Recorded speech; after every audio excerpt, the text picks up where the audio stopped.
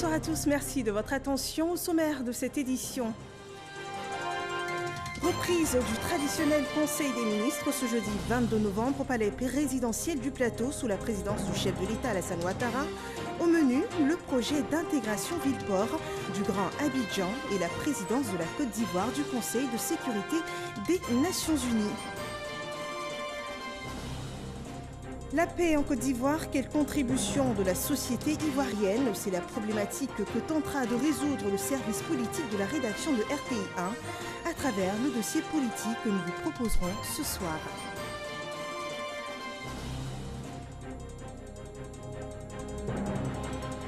Et puis l'international footballeur Didier Drogba décide de raccrocher ses crampons après 20 brillantes années de carrière. Les détails dans ce journal.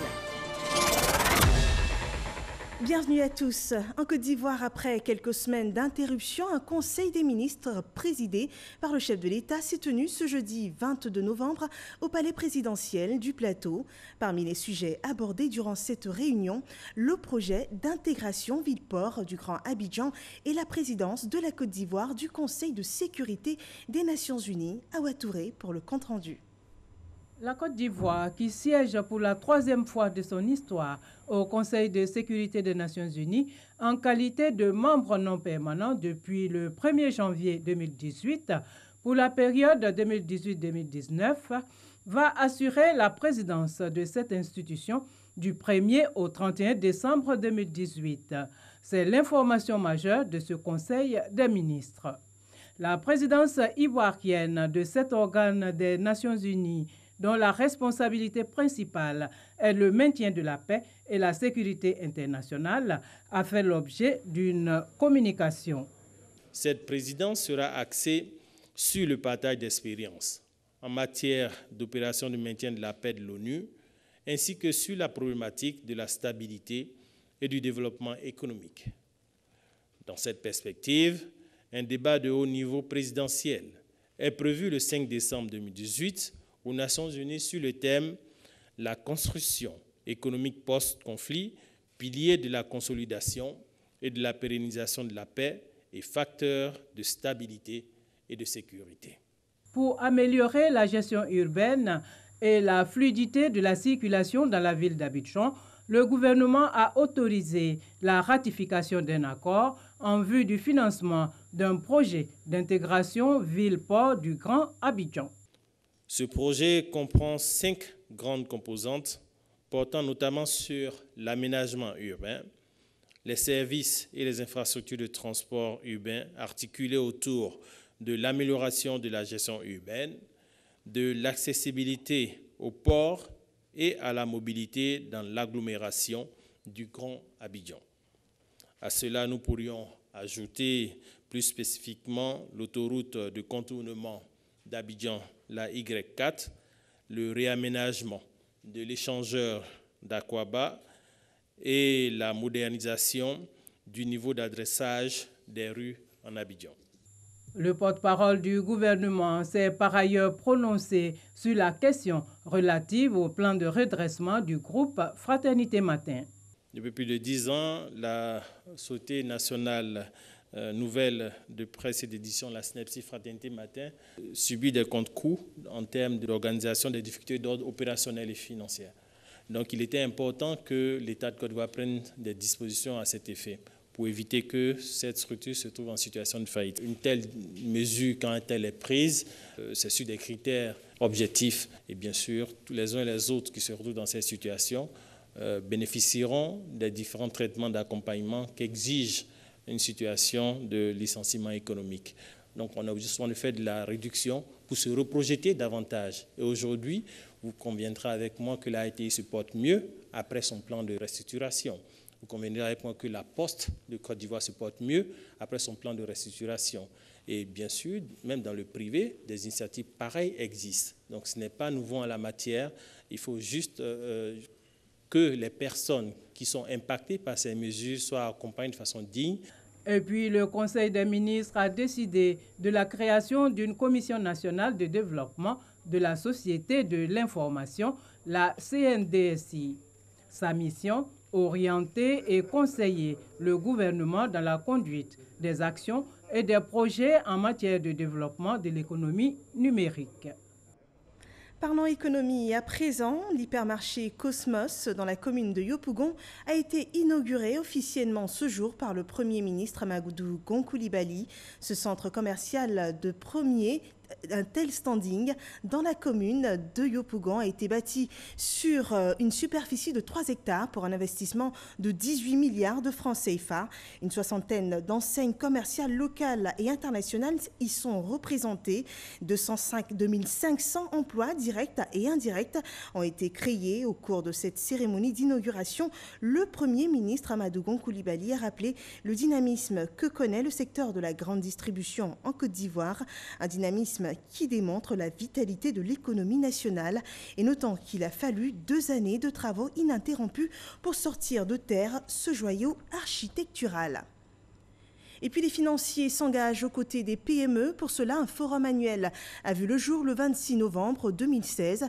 Aujourd'hui, à sa 3e édition, il a pour objectif de rechercher des solutions aux contraintes de l'écosystème financier en Côte d'Ivoire pour aider les petites et moyennes entreprises qui sont au cœur de la croissance économique du pays. Le ministre du Commerce s'est félicité de l'apport de cet outil. Avec lui, le directeur des opérations de la Banque mondiale, Pierre Laporte, propose 2 solutions pour l'amélioration de cette plateforme. En premier, le renforcement de la communication Banque mondiale institutions financières et l'information des populations sur les produits que proposent les PME. Et revenons dans la commune de Yopougon où un drame s'est produit la nuit dernière dans la cité policière 2 du quartier Toit-Rouge. 8 personnes ont perdu la vie dans l'incendie de leur domicile. L'origine du sinistre reste pour l'instant inconnue. Kolo Coulibaly.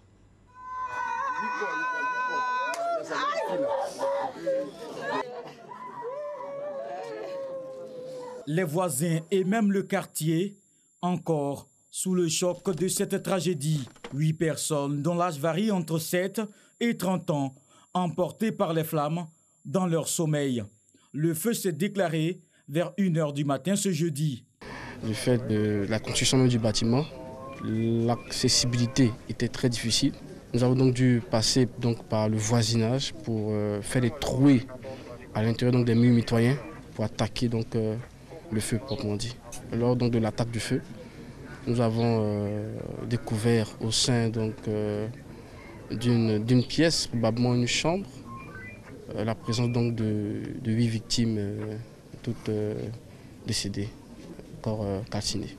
Parents et amis ont découvert une scène insoutenable, mais surtout des proches qui disparaissent dans des conditions horribles. Les 8 personnes, il y a 2 enfants de mon grand frère, dont sa fille aînée, Carole, et puis son Benjamin, Dieudonné. Et il y a eu les neveux de son épouse, les neveux et nièces de son épouse. Donc voilà un peu. Le préfet d'Abidjan s'est aussitôt rendu sur les lieux du sinistre pour faire le constat. Il est important que nous tirions des leçons parce que, comme vous le savez, c'est le 3e incendie d'une telle gravité seulement en quelques mois. Il y a eu Bassam avec un nombre élevé de victimes, il y a eu Boaké et aujourd'hui Yopougon. Nous avons besoin de comprendre, de tirer des leçons et de sensibiliser nos concitoyens, en tout cas ceux du département d'Abidjan, pour éviter ce genre de drame à l'avenir. Rappelons que le père de famille est décédé il y a 1 an. C'est la mère qui vivait dans la maison avec les enfants. Elle était à des obsèques quand le drame s'est produit. L'enquête ouverte permettra de dire ce qui est à l'origine du sinistre. Revenons également sur la situation à Zouangnia. Après les affrontements des dernières heures, la ville retrouve peu à peu son calme. Un émissaire du gouvernement a été dépêché sur les lieux. Le bilan de ces troubles, 4 morts, une quarantaine de blessés et d'importants dégâts matériels. F. Boué. Le ministre Albert Touakos Mabri apporte de la compassion du gouvernement. Entouré des autorités administratives, des cadres et des élus, il a fait le tour des endroits sinistrés. Il s'est ensuite rendu à l'hôpital général réconforter les blessés. Puis à Deneux, village natal de l'élève décédé, pour réconforter la famille éplorée. Enfin, au cours d'une grande réunion, il s'est adressé à l'ensemble de la population. Nous venons de sortir d'une réunion de synthèse où nous avons délivré le message de paix. Vous savez, cette ville a vécu des moments difficiles il y a quelques années. Nous avons rappelé cela aux populations et nous leur avons dit de rester attachés à la paix. C'est une ville où la plus forte cohésion sociale était de mise et ce qui s'est passé est déplorable. Nous avons condamné les faits qui ont conduit à toute cette violence. Ce qui est heureux, c'est que les populations nous ont compris et nous avons espoir que l'ordre va être rétabli avec la présence des forces qui sont arrivées en renfort, mais aussi avec l'implication des leaders communautaires, les chefs coutumiers, les guides religieux, les responsables des jeunes et des femmes, mais aussi des élèves. Une délégation de cadres nous a accompagnés et reste sur place pour poursuivre notre mission d'apaisement en soutien au corps préfectoral. L'autorité judiciaire est également en place pour pouvoir clarifier les contours de tout ce qui s'est passé. Je pense que cela rassure. Mais évidemment, c'est une situation qui a été très difficile. Elle est encore fragile et nous allons suivre ça attentivement. Pour rappel, suite au décès d'un élève de 6e du lycée Kumamadou de Zonhounien, la ville a été en proie à des affrontements intercommunautaires. Bilan, 4 morts, une quarantaine de blessés, plusieurs maisons, magasins et commerces incendiés, de nombreuses populations déplacées. Pour l'heure, un important renfort des forces de l'ordre assure la sécurité des biens et des personnes.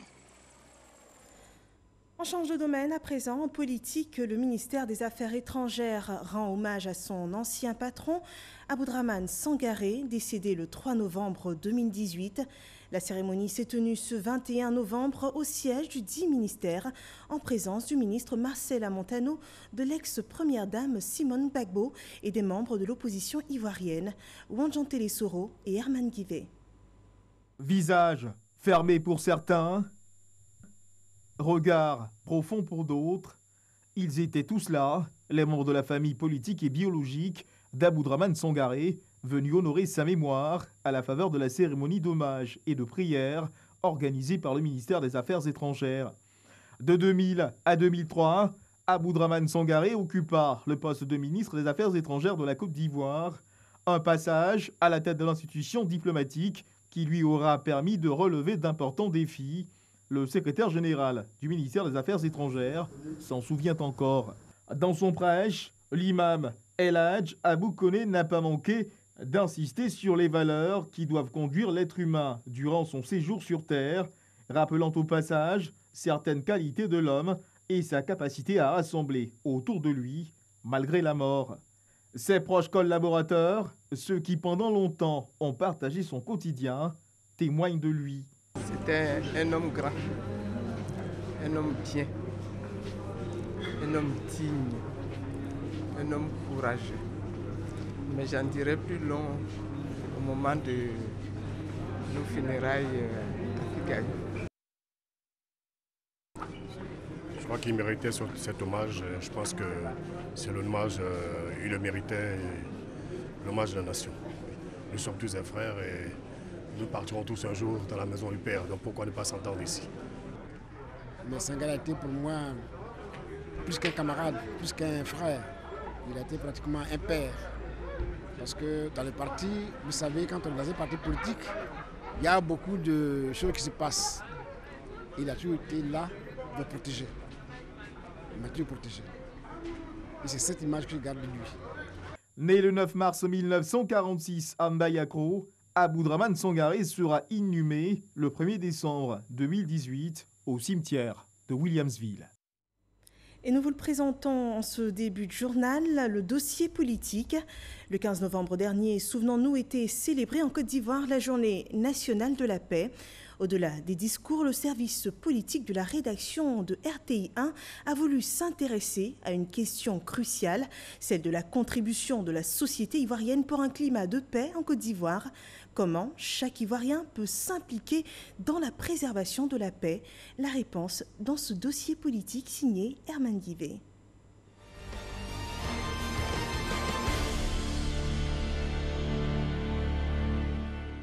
Il est plus facile de faire la guerre que de faire la paix. 32 ans que ces paroles ont été prononcées. Le peu que nous avons réussi, tout est relatif, malgré la crise en Côte d'Ivoire, sans une goutte de pétrole, sans un kilo de fer, de cuivre, de bauxite, d'uranium, de manganèse, nous l'avons obtenu grâce au travail de nos paysans, mais dans un climat de paix sociale. 32 ans, aujourd'hui que ce message, délivré par le père de la nation ivoirienne, Félix Houphouët-Boigny, occupe la bibliothèque des mémoires collectives, sans rien perdre de sa pertinence. La paix, cet héritage légué à la Côte d'Ivoire par les pionniers de son développement, aura pourtant souffert, à certains moments, avant de sortir progressivement la tête de l'eau. Comment chaque Ivoirien peut, à son niveau, contribuer à la sauvegarder? Voici la question qui aura guidé nos réflexions.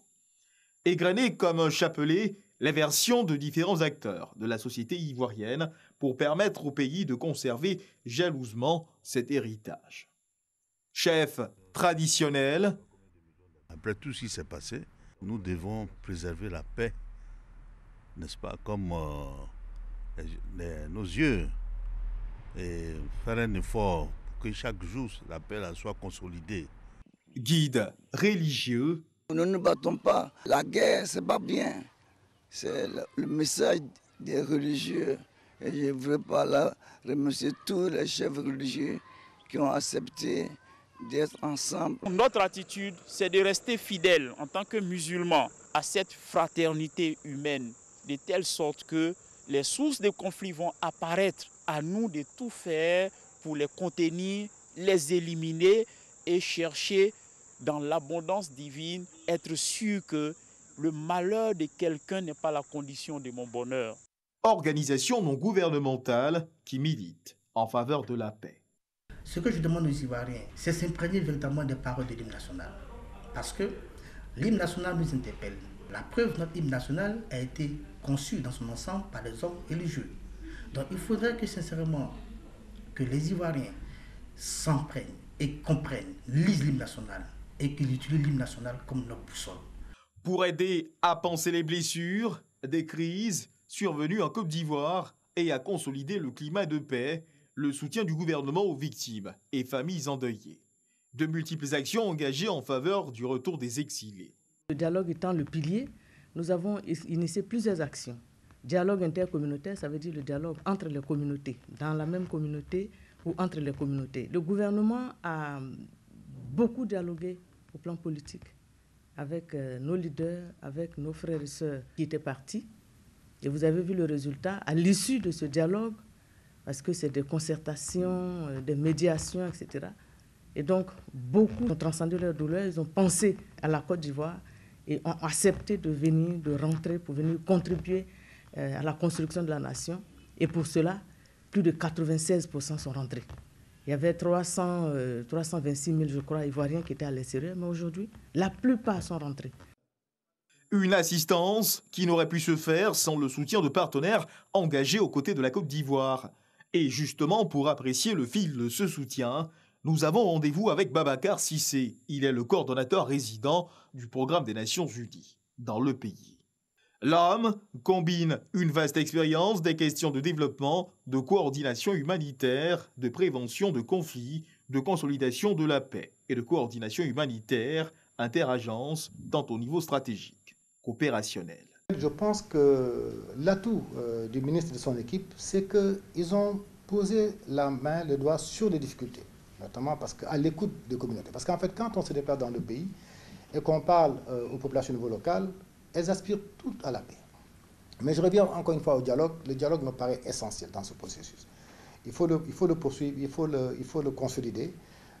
aller dans toutes les zones où on a eu des tensions, où il y a encore des difficultés, mettre les populations autour d'une table, réfléchir ensemble sur donc, les causes des tensions et éventuellement les solutions à leur apporter et le type d'accompagnement qu'il faut mettre en place.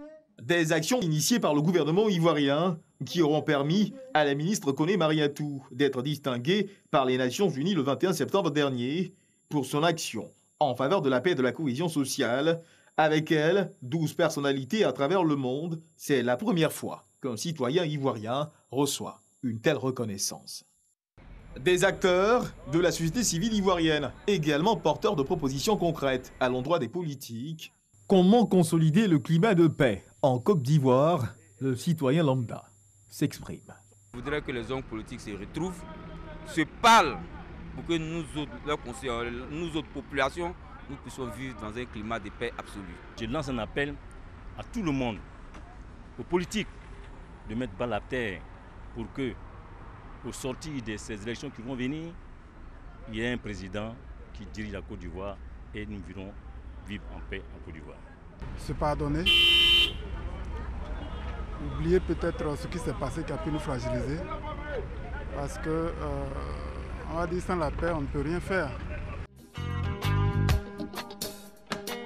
32 ans que les paroles d'Houphouët-Boigny ont été prononcées et comme s'il s'était passé le mot, chacun des interviewés préconise l'option du dialogue entre tous les fils et filles de la Côte d'Ivoire pour éradiquer toute germe de mésentente.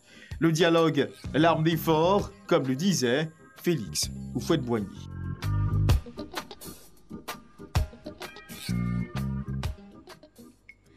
Sur la scène culturelle, le peuple akan du Djouablin a célébré la fête de l'Igname le 16 novembre dernier. Cet événement qui marque le nouvel an du peuple Djouablin a été célébré en 2 étapes. La première au palais royal d'Agnibi-Lécrou et la deuxième dans le village de Tanguélan. Et pour la petite histoire, la fête de l'Igname est l'occasion pour ce peuple Agni d'honorer ce tubercule dont les vertus nutritives auraient permis à leurs ancêtres de résister aux épreuves de leur migration. Hermaniamia. Palais royal du royaume du Djouablin à Agnibi-Lécrou. Une ambiance des grands jours règne dans l'enceinte. Chaque année, c'est le même rituel. La célébration officielle de la fête de l'Igname réunit dans ce palais le roi, ses notables, les différents chefs de village du royaume et certains privilégiés.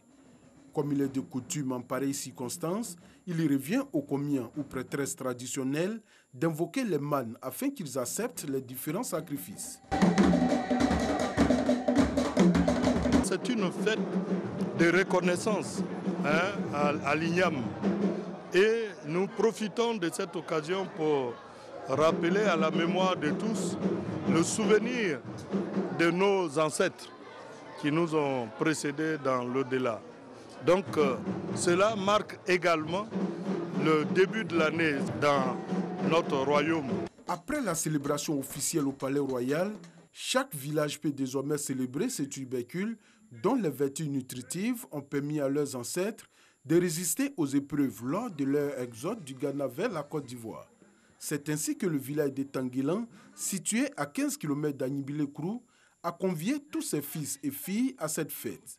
Mais cette année, la célébration a été l'occasion pour la mutuelle de développement du village de sceller un jumelage avec la mutuelle de développement de Kouto, Mudesco. C'est des échanges culturels et continuer toujours à apprendre ce qu'on peut faire de mieux pour sa population. Nous voulons une Côte d'Ivoire unie, donc on peut aller du nord à l'est et de l'est au nord. Et nous pensons que la mutuelle de Tanguélan qui a déjà 37 ans, nous pouvons beaucoup apprendre d'elle et nous aussi, nous pouvons leur apporter notre contribution pour l'avancement de ce pays. Parrain de cette cérémonie, le ministre de la Santé et de l'Hygiène publique, Akawele. Il a exhorté les deux mutuelles à œuvrer au renforcement des deux cultures au profit des populations. Si on remonte un peu dans l'histoire des collectivités territoriales, on se souvient que Bondiali, qui est le chef-lieu de la région de Bagoué, Bondiali est jumelé à Bonois. Cela donc nous permet de dire que finalement, la Côte d'Ivoire s'inscrit aujourd'hui dans la solidarité. Vieille de plus de 30 ans, la mutuelle de développement économique et social de Tanguélan Mudeste, qui veut contribuer fortement au développement du village, a déjà établi plusieurs jumelages avec d'autres mutuelles du pays. Restons toujours sur la page culture, le festival Agnintier dans le sud Comoé. L'événement se déroulera du 26 novembre au 2 décembre prochain. Ces réjouissances verront la participation de 2000 festivaliers du Ghana, du Bénin et de la Côte d'Ivoire. Au moins 100 000 personnes y sont attendues. Les explications d'Abdoulaye Koné. Face à la presse, le docteur Eugène Akaawele, le président du conseil régional du Sud Comoé, a annoncé la couleur de la première édition du festival culturel, touristique, gastronomique et commercial régional dénommé Sud Comoé Agnintier. Le Sud Comoé est une entité, est une région que nous partageons tous. La première édition du festival culturel, touristique, gastronomique et commercial régional dénommé Sud Comoé Agnintier se tiendra cette année dans la période du lundi 26 novembre au dimanche 2 décembre. Cette première édition se veut le creuset de rencontres d'échanges interculturels et selon le président du comité de pilotage et d'orientation, il ne vient pas se substituer aux autres festivals déjà existants dans la région. On lutte pour que les cultures ne disparaissent pas. C'est notre combat. Il ne faut pas que le Popo Carnaval disparaisse, il ne faut pas que la Bissa ne se fasse plus, il ne faut pas que les fêtes des générations disparaissent, et c'est que la fête des ignames. D'ailleurs, on est en train de déplorer ça, qu'à Bosso, ça ne donne pas bien. Au contraire, il faut tout faire pour qu'il y ait ce foisonnement-là.